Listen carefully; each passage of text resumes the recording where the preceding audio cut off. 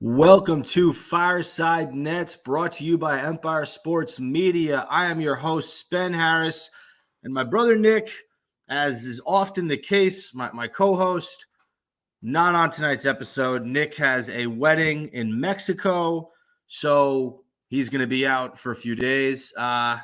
Good friend of theirs, him and his girlfriends are going to have a blast, and I think they're going to San Miguel, Mexico. So Nick is not co-hosting tonight. I am wearing the I Mostly Blame Myself t-shirt. That is my brother's comedy sketch show in the city. It's hilarious. They recently added Nikki Smiggs to the cast. If you're familiar with Nikki Smiggs, he's a comedian on TikTok. He does a lot of funny content. He does a great Sebastian Maniscalco impression. So yeah, check out I Mostly Blame Myself in Manhattan. Their next shows are April 14th and April 15th. Let's get into some Nets basketball. We got a lot to talk about tonight. For starters, had a great victory against the Miami Heat earlier last week. Just a really dominant performance. 129-100 was the final score. Mikal Bridges was player of the game, 27 points, 7 and 19 from the field, 10 of 11 from the free throw line. This was the tale of two halves for the Brooklyn Nets. I mean, Miami outscored them 36-28 in the first.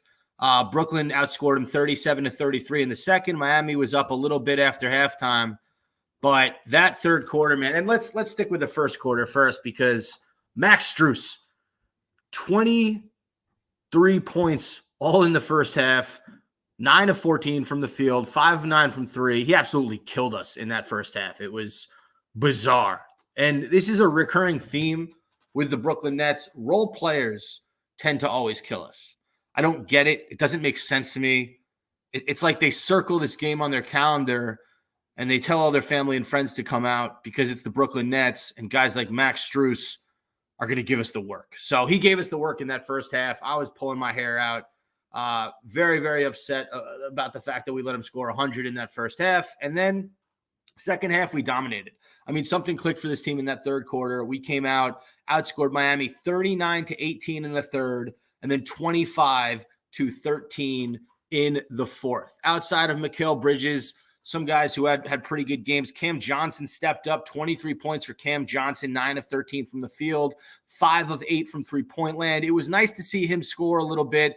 He's been very streaky during his brief tenure with the Brooklyn Nets so far. So nice to see him pick it up. I mean, you know, we marvel over how great Mikal Bridges is, but we really don't sit here and criticize the fact that Cam Johnson has not lived up to his potential so far with the Brooklyn Nets. Spencer Dinwiddie, 15 points, 9 assists, 7 rebounds. He hit a ridiculous three-pointer from Steph Curry range in that, I think it was the fourth quarter, to essentially put Miami away. Maybe it was the third. Nick Claxton, 14 points, 10 rebounds. Nice game for Clax.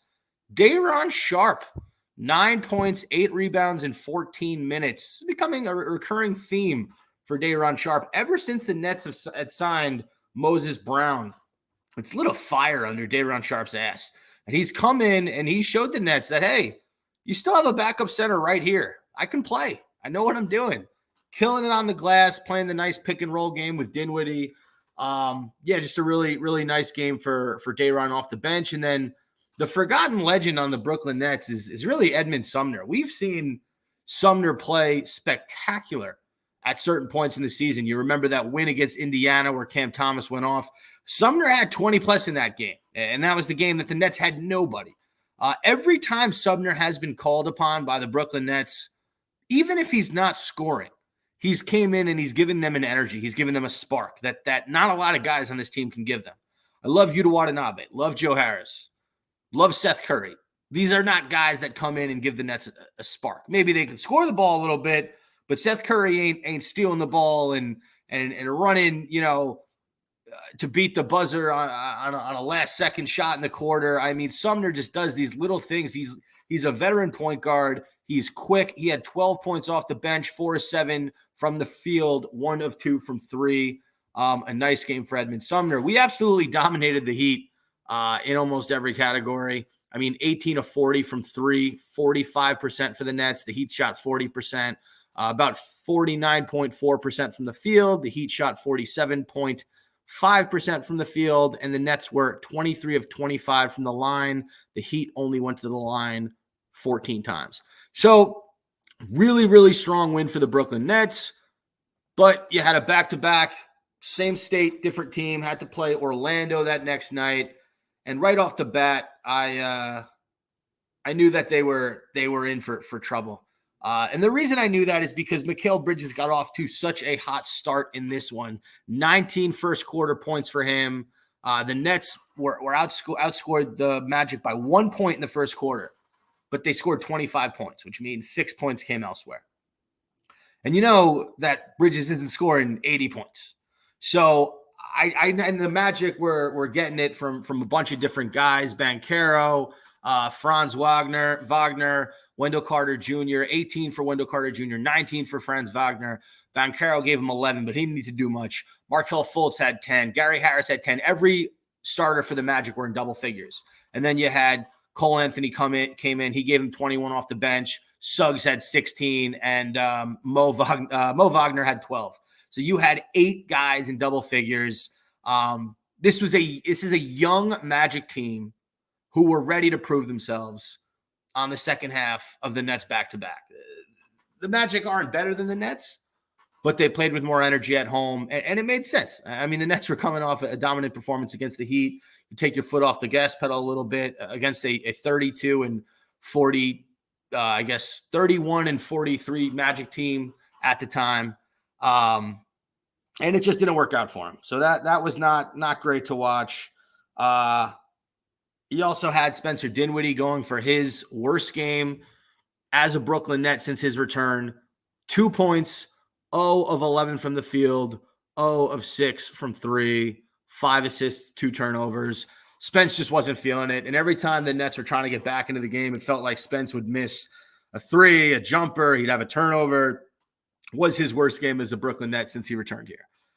Cam Johnson, 10 points, 4 of 10 from the field, 1 of 5 from 3.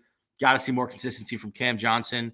Dorian Finney-Smith, 1 of 7 from the field, 0 of 4 from 3 for 2 points. Unacceptable. You're a starter. You shouldn't be, Dinwiddie, at least he's getting you 5 assists. I guess Dorian Finney-Smith give you 7 rebounds, but still 2 bad games for those 2 guys.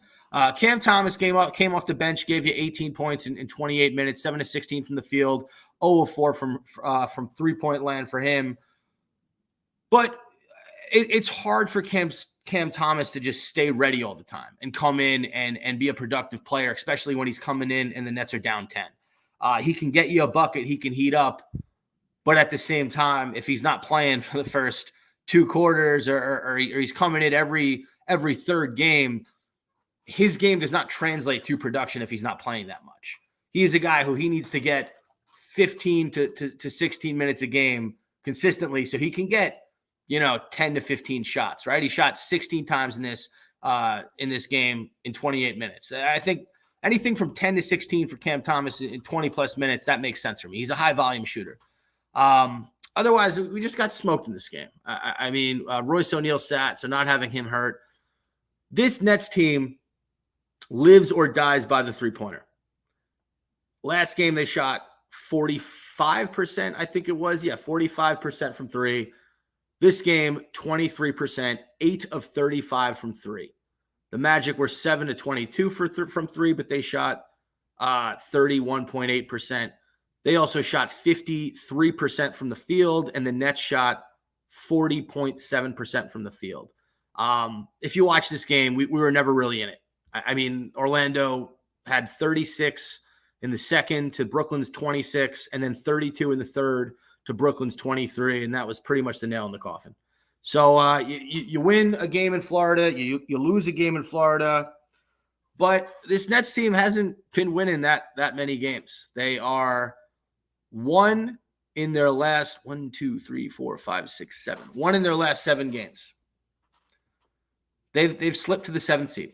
You beat the Heat, you take that 6th seed, you're feeling good for 24 hours, and then boom, you lose to the Magic. You're back at 7, you're back in the play-in. Now, Miami is playing right now. It's Tuesday night. They are down 70-58 in the third quarter to the Raptors. If Miami were to lose, that will help Brooklyn's chances. Either way, We just need to see more consistency from this team. That's it. Jacques Vaughn has done what he can, but he's still the head coach in these losses too. He's got to make adjustments. Make some decisions with your rotation. Figure out what it's going to be, because the goal in the Nets' last several games is to get this team rolling for the playoffs, right? You have 1, 2, 3, 4, 5, 6, 7 games left. You gotta win at least 3 or 4. I would say 4. If you can win 4 out of the next 7, and your matchups are pretty favorable. You got Houston tomorrow night. I think that's a win. Atlanta at home, Utah at home. The Houston game's at home too. So that's 3 winnable games. And then you play Minnesota on the 4th. That's 4 winnable games. Yes, Minnesota and Atlanta are borderline playoff teams, but they're tough opponents. I think the Nets can beat all 4 of those teams. Then you play at Detroit the night after you're home against Minnesota. Then you play Orlando at home, and then you finish with Philadelphia at home, who might not really be playing for much. So you need to be rolling when you get into the playoffs, when you get into that play-in game, if you're going to be in that play-in game. And right now they're not. So hopefully they're able to figure it out against Houston tomorrow. All right. So let's get into some segments. I like to call this segment Closing Time for Ben Simmons. Closing time. He shut it down because his back is fucked up. Ben Simmons is shutting it down for the year, Shams Charania reports, due to back problems. He has serious problems in regards to the nerves in his back. I think it's a back impingement is what I saw. He's going to begin a rehab program on his back. And look, as much as I'd love to trade him, got a really hefty contract. I don't think teams are really looking to acquire him right now. We're looking at a real reality where Ben Simmons might still be a net next year. And when he comes back healthy, he comes back healthy. I have two feelings on this, right? So number one, I feel bad for the guy. He's hurt. I think he wants to play. His time in Brooklyn has been a failure, but it hasn't really been his fault. He's tried to assimilate himself into this roster, with KD and Kyrie at first. And then when they were gone, totally new makeup. And he's been trying to figure out what he can be for this team. And he hasn't been able to figure out, unfortunately, before he got hurt. So just disappointing. I feel bad for the guy. And then, yeah, as a fan, I'm super disappointed because Sean Marks did Daryl Morey a favor, and I fully believe this. When he traded Harden away to the Sixers for Simmons, Curry, and Drummond, he took a risk that, on Simmons, that he was going to be the same dude he was in Philly. He was going to be that guy in Brooklyn. Big chance, hefty contract. He has very little to show for it. That's just a fact of the matter. He really... Right now, the risk has had no reward. So I'm disappointed as a fan, but I wish the best for Ben Simmons. Hope he plays basketball in the NBA again at a high level. And I hope it's for the Nets. I don't know if Sean Marks, after everything that's transpired with the trades, the big 3, I don't know if he wants to keep him on this roster and if Ben Simmons is in the Nets' future plans. I just don't know. But yeah, I feel bad for the guy, and as a fan, I'm disappointed. All right. This next segment I call Coughing News. Here we go. In other news, Kevin Durant will return to the court Wednesday night for Phoenix against Minnesota. All right, moving on. Kyrie Irving ruins basketball for Luka Doncic. That's the name of this segment. Kyrie ruins basketball for Luka. If you've watched Luka as much as I have early on in his career, the guy just loves to have fun. He is a creative basketball player, and he's probably a top 3 player in the league. And his team wins, and when they win, they have fun. And since Kyrie has been in Dallas, the Mavs haven't done much winning. And Luka is officially broken. They lost the other night, back-to-back against the Hornets. And at the press conference, he said, I'm not having fun anymore. You see it out there. I don't enjoy basketball anymore. Took Kyrie less than a month. Has he been there for a month? Maybe it's been about a month. He's sucked the fun out of basketball for Luka Doncic who is known for having fun. Kyrie Irving is a fun-sucking vampire. It is insane. I'm praying that Dallas doesn't make the playoffs, and I'm hoping that Kyrie Irving signs an offseason contract in China. Okay. Moving on. Talked about the remaining schedule. Nets play the Rockets tomorrow. Let's break down that game for a second. I have the Nets bouncing back, having a big win, 7:30 p.m. at home. I have a big Dinwiddie-Claxton game coming up. I think both those guys are going to put on. Give me Mikal Bridges for 25 points. Give me Day'Ron Sharpe to continue giving the Nets big minutes. He was one of the only guys who showed up in that Orlando game. The Nets were so bad. They shot the ball so poorly. But shout out to Day'Ron Sharpe. I'm going to pull up his stats because they're worth calling out. In 15 minutes, he gave you 8 points and 6 rebounds. Okay? He was 1, 2, 3. He was the 4th highest scorer on the team. Day'Ron Sharpe playing big. I got him having a big game against the Rockets. Give me Royce O'Neal. If he plays, if he's back from injury, I like Royce to have a strong performance as well. I think he's so huge for that second unit. When Royce is out there, I think him and Sumner are two guys that can make things happen for other players. And they can also hit big shots. All right. I know it was a short episode. They usually are when it's just me. I'm not used to recording on my own, but hey, I'm a professional. I can do it. I can step up to the plate when my brother has a random wedding in Mexico. Now, we have come to the end of the show. I do have one major announcement.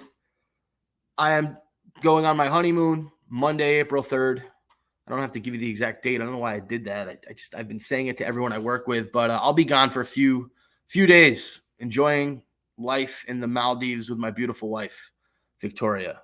So there will probably not be a Fireside Nets until the Brooklyn Nets are in the playoffs. And I know that sucks, and I wish it were different, but there's no fucking way I'm recording podcasts on my honeymoon. I think that's fair. I do love you guys. I do appreciate everyone who listens to this show. We will be back for the playoffs. Nick and I, we will be bigger. We will be better, just like the Brooklyn Nets need to be down the stretch. And then the other thing, as I mentioned at the very beginning of the show, if you guys are interested in going to Nikki's next comedy sketch show, the show will be on April 14th and April God bless me. April 14th and April 15th at the Players Theater in Manhattan. I believe it's near the NYU campus in Greenwich Village, I want to say, right near, Bleecker Street. John's on Bleecker Street. It's on McDougal Street. Check it out, the Players Theater. Tickets are available now. If you would like to go, this is important. I need everyone to listen up. Message the Fireside Nets Twitter or Instagram page, and we will hook you up with discounted tickets for his April 14th or April 15th show. I usually go to one of them. So if you do plan on going, you might see me at either show. All right. Thank you guys for listening. We will get back at you when both of us are back in the country. And as always, catch you on the fireside.